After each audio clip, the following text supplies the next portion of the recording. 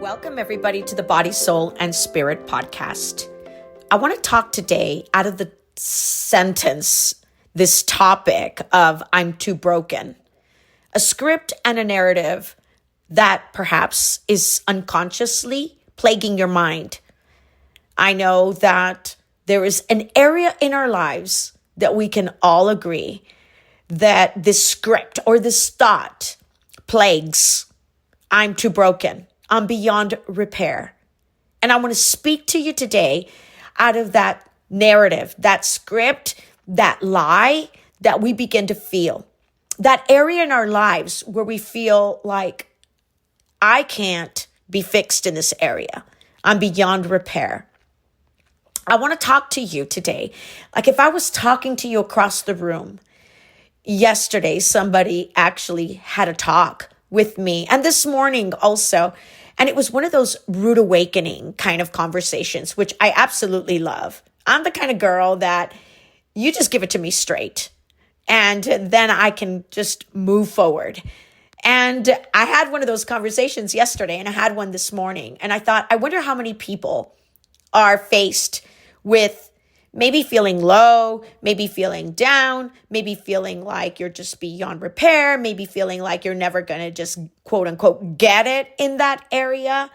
And we are saying these scripts inside of our head, lies, call them what you will, and we're having a hard time moving forward. I want to say to you, it's easy to start believing that you are weak when there's something broken inside.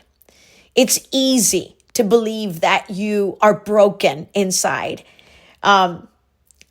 Somehow you feel less than what you actually are. But I want to tell you something today that might even change the way you see yourself entirely. I want to tell you that you're not weak. You're just underdeveloped. And there's this massive difference between the two. You're not broken. You're just underdeveloped. You know, weakness, when you think about weakness, it implies finality. It says that this is all you are and all you'll ever be. But underdevelopment, that just means potential. It means there's strength in you that hasn't been brought out yet. Not because you're incapable, but because it hasn't been trained. It hasn't been challenged. Just like a muscle, it doesn't grow until it's been strained or trained. That's how our character is. That's how our resilience is. That's how our purpose is.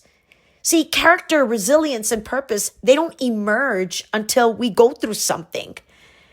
So if you're feeling like you just can't handle it, like you're broken right now, don't confuse that with being permanently broken.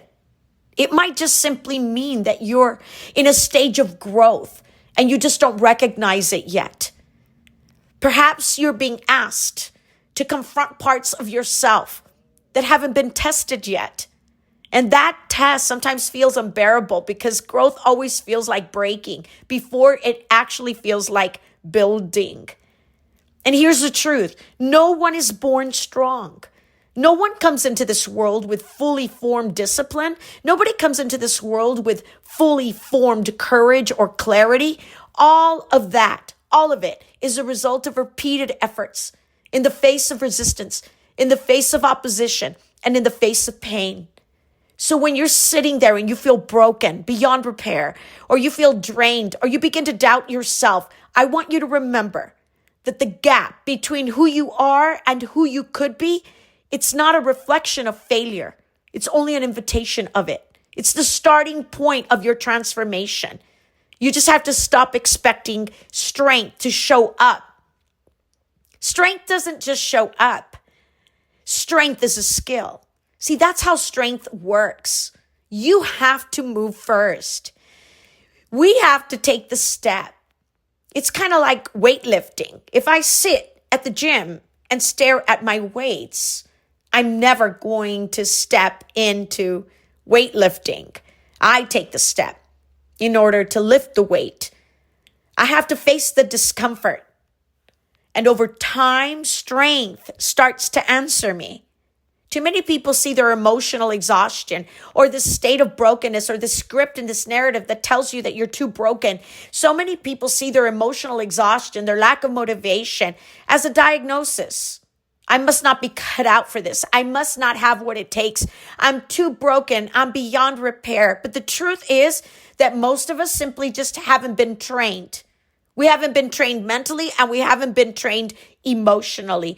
We've never been taught how to endure the hard stuff when there is no reward, and how to just keep moving when there is no applause, and how to get up when nobody is cheering us on, and how to fight when there's no obvious victory. So you know what we do? We crumble. Not because we're weak, but because we've never been told that strength is actually a skill.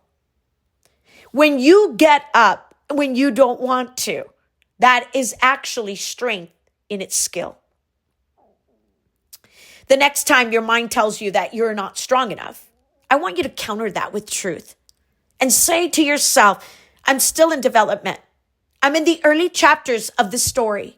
And every day that's hard, every internal battle, every moment where you force yourself to move despite feeling empty, that's you lifting, that's you training, that's you expanding. And you may not see the result yet, but you are laying this groundwork quietly, painfully, but very powerfully. Because in the end, what really separates those who rise from those who fall, it isn't natural strength. It's a refusal to accept weakness as permanent. It's a decision to see challenge as necessary and as a teacher to our lives. It's the relentless choice to believe I am not finished yet. And that's what changes a life. That's what transforms a person from being lost and saying this script, I am too broken, I am beyond repair, to something so steady, to something so powerful, to somebody who will become dangerous. See, you're not weak, you're just becoming. And the work you do today, even in the silence, even in the pain, even when you think that script is plaguing your mind telling you you're too broken, but you get up anyway and you recognize strength is a skill. And I must get up today and tell myself I am in development. That is preparing you to become unstoppable. See, the mind is more obedient than people think. It doesn't just act on what's true, it acts on what's been taught. And we've accepted things over and over and over again. So repetition is actually shaping us. Repetition is actually shaping our belief. Repetition, not logic, not inspiration. It's what you're rehearsing. It's what you feed on, what you focus on, what you practice. That becomes our default. What have you been repeating? What have you been practicing? Have you ever been practicing and rehearsing and repeating a script that tells you you are too broken? And most people don't realize that they're rehearsing defeat every single day. You're practicing helplessness. You're training yourself to expect failure and to expect exhaustion and to expect that you'll never be, always being stuck. And the mind listens. It does take note. It does adjust, not out of malice. It's just out of obedience. So you tell yourself, I can't do this. And if you say it enough times and your mind says, okay, I understand. I'm going to act accordingly. Where the mind goes, the man goes. And so the brain starts wiring around what you keep repeating. It starts confirming that narrative. You're too broken. You're beyond repair. And that narrative through your actions, and suddenly, all of a sudden, your life begins to reflect a script. You didn't even realize you were rehearsing. But it works the other way too. And this is where the power lies. You can choose what you rehearse. You can interrupt the cycle.